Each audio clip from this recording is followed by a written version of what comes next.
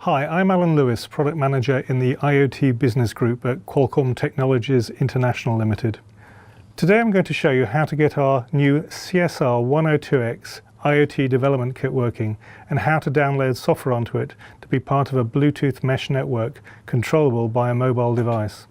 This kit can be purchased through our distributor network. Let's see what's inside the kit. An environmental compliance note, a short quick start guide that explains how to get the boards working. We'll cover this next.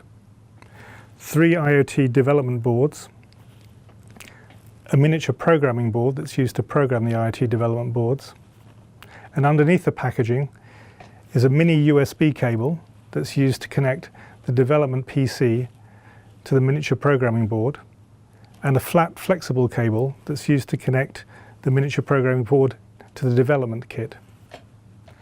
Let's have a closer look at the IoT Development Board and see what's on it to help support prototyping your application. There's a slider switch that can be used as an on-off switch in a lighting application, for example. A couple of push buttons, white and multicolored LEDs, a relay which can be used to drive external outputs, a temperature sensor, a PIR sensor which can be disabled by removing this jumper, an F antenna, and connection points for PIOs. There's also an FFC connector that's used to connect the IoT Development Board to the miniature programmer board. You can find more details about this in the Quick Start Guide. Before you can create your IoT-based mesh application, you'll need to download the MicroEnergy SDK, Mesh Libraries, and application examples onto your development PC. To do this, go to our support site and follow the instructions there. You'll need the activation code that's printed on the side of the box to do this. Once you've installed the SDK and Mesh Libraries, you should start the SDK and you should see a screen that looks like this. The screen is divided into 3 main areas. There's a navigation window that's used for navigating the software files in the project and the online documentation. There's a main window that's used for editing the software files and also viewing the online documentation. And there's an output window that's used to display error messages, warnings, and logging information. Before you connect your IoT board to development PC, you need to install 2 AA batteries in the battery holder on the underside of the board. Make sure they're fitted in the correct orientation, following the legend marked on the battery holder. Switch the on-off switch into the on position, and then the board is ready to program. Connect one end of the mini USB cable to the development PC, and connect the other end to the miniature programming board. Next, connect the flat flexible cable to the other end of the miniature programming board.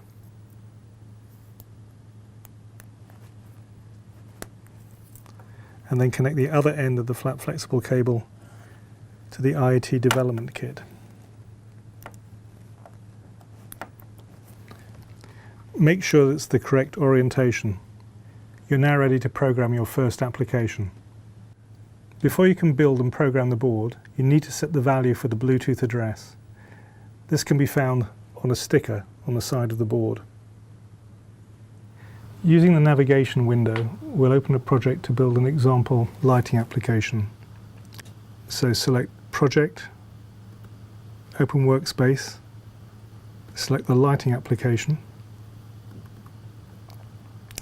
and then from the menu, Debug and Run. The application will now be built and downloaded to Flash on the IoT Development Board.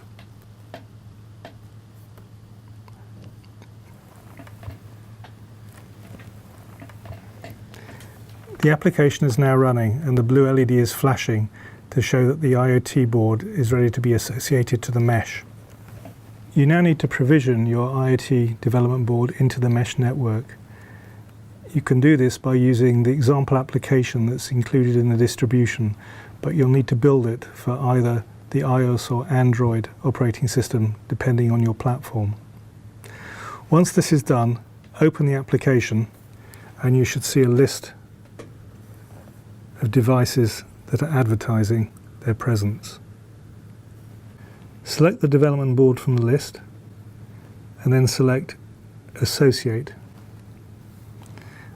The LED on the IoT Board Development Board changes to show it's in the association process. You can now select the device and turn the LED on and control the color and brightness. You can now repeat this process with the other IoT development boards to add these into the mesh and begin your development based on either lighting or one of the other example applications. For more information, please refer to the user guide that's included with the development kit. For further information and documentation, refer to the Qualcomm Developer Network site.